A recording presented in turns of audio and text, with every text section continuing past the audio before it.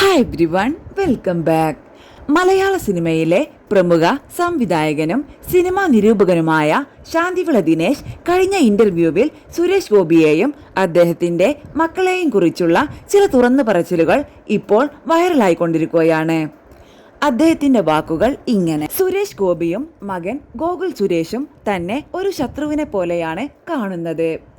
സുരേഷ് ഗോപി തന്റെ മക്കളെ വളർത്തിയത് ശരിയായ രീതിയിലല്ല. കുട്ടിക്കാലത്ത് വീട്ടിൽ ചെന്നപ്പോൾ മുതിർന്നവരോട് മോശമായി പെരുമാറുന്ന മക്കളെ സുരേഷ് ഗോപി തിരുത്തിയില്ല. പകരം അത് കണ്ട് ആസ്വദിക്കുകയായിരുന്നു. സുരേഷ് ഗോപിയുടെ മകളുടെ വിവാഹത്തിന് തന്നെ ക്ഷണിച്ചില്ല. വിവാഹവേദിയിൽ ഗോകുൽ സുരേഷ് ചിലരോട് മോശമായി പെരുമാറി. തന്തയ്ക്ക് പിറന്നവനാണെങ്കിൽ വാടാ എന്നൊക്കെ. ഗോകുൽ സുരേഷിന് സിനിമയിൽ ഭാവിയില്ല. മകനെ വേറെ വല്ല ജോലിയും നോക്കിക്കൊടുക്കുന്നതാണ് നല്ലത്. സുരേഷ് ഗോപിയുടെ രാഷ്ട്രീയ നിലപാടുകളെയും വ്യക്തിജീവിതത്തെയും തന്റെ യൂട്യൂബ് ചാനലിലൂടെ ശാന്തിവിള ദിനേശ് രൂക്ഷമായി വിമർശിക്കാറുണ്ട്. പലപ്പോഴും സുരേഷ് ഗോപി ഇതിനോട് പ്രതികരിക്കാറില്ല.